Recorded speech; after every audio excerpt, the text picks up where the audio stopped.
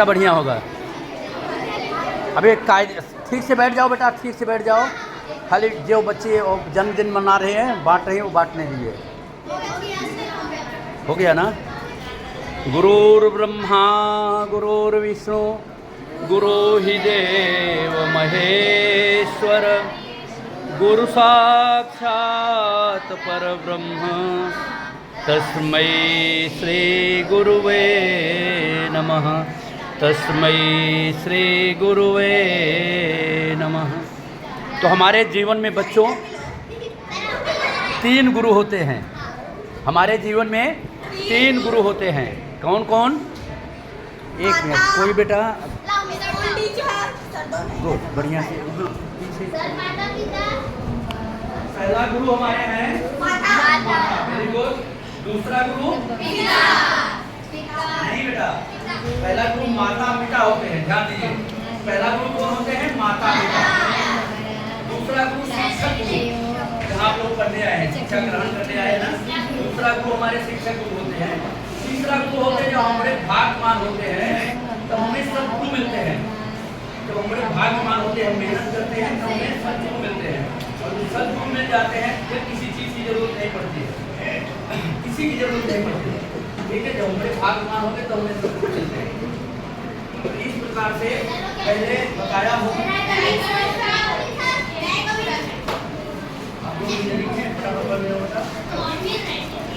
अब इसमें माँ का पैर छुए सुबह उठ के।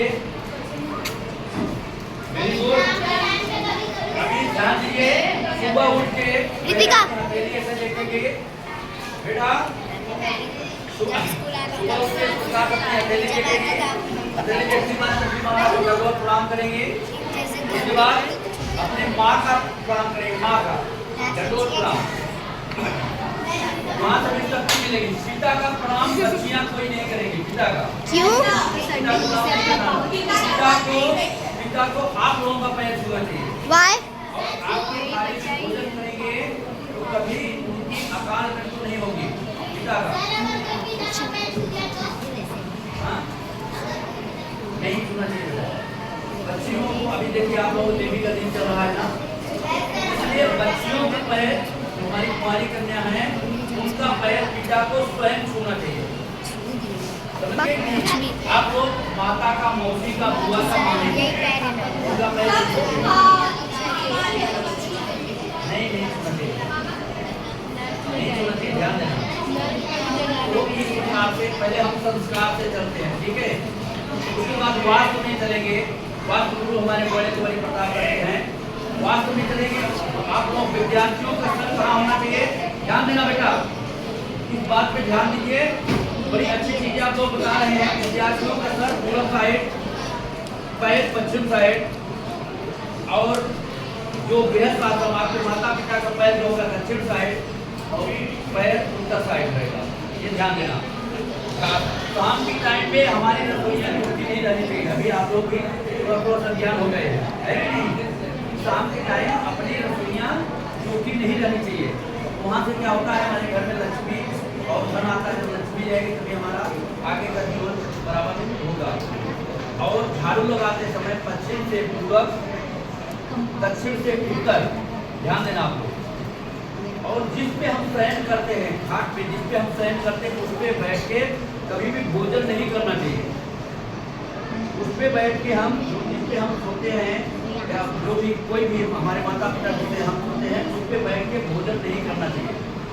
नहीं तो क्या होता है, घर की लक्ष्मी जाती है, हमारा दिमाग कम होता है। ये ध्यान देना, ठीक है। और जैसे कोई हमारा भोजन परसा हुआ है, हमारा भोजन परसा हुआ है और थाली को कोई डाक गया, नाक जाते हैं ना, नाक जाते हैं, थाली पर हुई है उसको डाक जाते हैं, वो भोजन नहीं करना चाहिए। क्यों नहीं करना चाहिए? क्योंकि वह भोजन कीचड़ के समान हो जाता है। जो गंदी नाली का कीचड़ है ना, वो भोजन ऐसा हो जाता है। ध्यान देना, लोग डाक जाते हैं। अब से ध्यान देना, अब तक जिसे नहीं मालूम है, अब आप मालूम कर लीजिए, वह भोजन कभी नहीं करना चाहिए। दूसरी बात, भोजन हमारा परसा हुआ है और ऐसे चलते समय पैर से ठोकर लग गया, पैर से ठोकर लग गया, वो भी भोजन नहीं करना चाहिए। वो मैदा के समान होता है। मिथ्या मिथ्या के समान अर्थात 2 नंबर कुछ के भी समान हो क्वेश्चन जाता है और कुछ भी आंसर दे रहे हैं। 2 नंबर के समान हो जाता है। इसलिए वो भोजन भी नहीं करना चाहिए कभी भी, ठोकर लगा हुआ भोजन नहीं करना चाहिए। ध्यान देना बेटा, ध्यान तो सुनो बेटिया, बड़ी ऊंची चीज बता रहा हूँ आप लोगों को, ये बातें ध्यान से सुनो। अभी आपका पूरा भविष्य पड़ा, पूरा जीवन पड़ा हुआ है, तो इसको उसमें ग्रहण करो, ठीक है। और बाल झाड़ के घर में नहीं रखना चाहिए, उससे भी हमारी हानि होती है। बल बुद्धि सबकी हानि होती है। बाल गिरा हुआ घर के अंदर और भोजन में जाएगा तो भी और हानि होता है, ध्यान देना। ये चीज को हमें बताना है। बाल झाड़ते समय खिड़की के बाहर करें या उसको ऐसा झाड़े कि अपने घर में फैले नहीं, इस प्रकार से। ये हमारा वास्तु है। वास्तु मानव जीवन के लिए वास्तु बहुत ही मायने रखता है। मानव जीवन के लिए वास्तु और संस्कार दोनों बहुत मायने रखता है। अब मानव जीवन का सबसे बड़ा खतरनाक दुश्मन कौन सा है? पहला दुश्मन है शर्म। पहला दुश्मन है, चाहे लड़की हो चाहे लड़का, शर्म। और दूसरा दुश्मन है आलस्य। आलस्य, जब भी आप लोग सुबह सो के उठते हैं देखिए आलस्य, फिर हम और थोड़ा सो लें, तो आलस्य हमारा जाएगा कैसे? पीछे तक सुनाई दे रहा है कि नहीं बेटा? हाँ सर। आलस्य जाएगा कैसे? आलस्य जाने का, जैसे हम उठे तो हमें आलस आया तो ऐसे हाथ जोड़ेंगे कि प्रभु जी आपकी अभी कोई जरूरत नहीं है, आइए आपका स्वागत है। इससे आलस से बोलेंगे आइए आपका स्वागत है, आपकी हमें जरूरत नहीं है, आप जाइए। आलस आपके शरीर से जब इस प्रकार से हम करेंगे तो हमारे शरीर से आलस से निकल जाएगा। ध्यान देना। ये क्या करें बेटिया? प्लेट क्यों कर रही हो? आलस से हमारे शरीर से निकल जाएगा। ध्यान देना। जो बता रहे हैं बेटिया, आपके जीवन के लिए बहुत ही अच्छी चीज बता रहे हैं। आप लोगों को ये बताते हैं, बहुत ही बेटियों के लिए जो आज बार बार बता रहे हैं, ओंकार का उच्चारण अभी बताएंगे हम, और ब्रह्मासन, ये सब बहुत ही वो आपके माता पिता कर सकते हैं। मस्ती नहीं करो बेटा, समझिए कि नहीं?